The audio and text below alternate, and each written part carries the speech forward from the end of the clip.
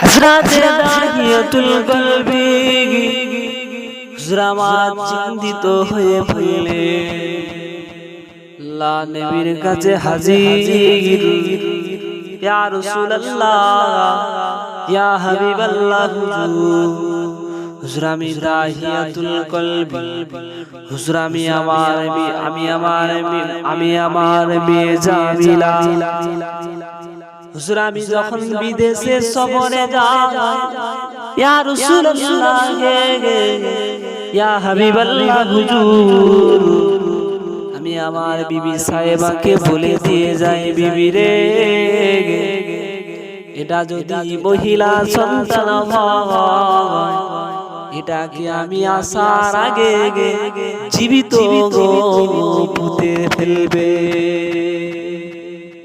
বিবি, এটা যদি মহিলা সন্তান হয়, আমি আসার আগে জীবিত। হযরত দাহিয়াতুল কলবি আল্লাহ নবীর কাছে হাজির, ইয়া রাসূলুল্লাহ, ইয়া হাবিবাল্লাহ হুজুর, আমি দাহিয়াতুল কলবি, হুজুর আমি যখন বিদেশে সফর থেকে যখন বাড়ি এসেছি, হুজুর আমি দরজার আড়াল থেকে শুনতে পাই আমার বিয়ে হয়েছে।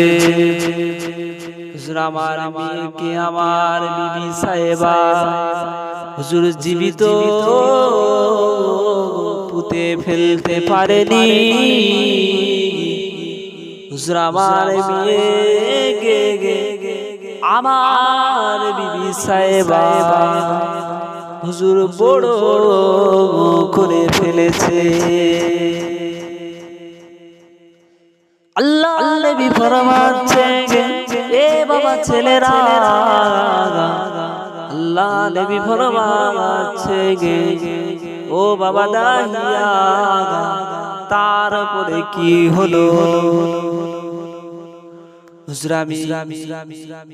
আমি যখন আমি দরজার আড়াল থেকে শুনতে পাই আমার মেয়ে জামিলা হুজুর অতিরার আম্মা জানকে বলতে লাগে, ও আম্মা জান, আম্মা জান, মক্কা জমিনের মানুষেরা, আম্মা জান, আমি যখন বৈকালে খেলার জন্য যাই,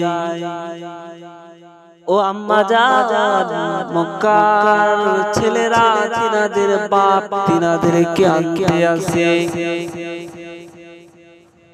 ও আম্মা জান, আমার আব্বা জান কোথায় গেছে? আমার আব্বা জান কিনে হুজুর আমার বিবি সাহেবা হুজুর আমার মেয়ে জামিলাকে বুঝাতে লাগলো, ও মা জামিলা, কেঁদো না, কেঁদো না, কেঁদো না, কেঁদো না মা, তোমার আব্বা জান বিদেশে সফরে গেছে, ও মা জামিলা, খুব তাড়াতাড়ি বাড়ি চলে আসবে। হুজুর আমি আমার বিবিকে বললাম, বিবি সাহেবা, আমি তো তোমাকে ওসিয়ত করে গেছি যে মেয়ে সন্তান হলে আমি আসার আগে তুমি জীবিত পুঁতে ফেলবে, আর যদি ছেলে সন্তান হয় আমি কিছু টাকা দিয়ে গেলাম, ও বিবি রে, তুমি তিনাকে লালন পালন করবে।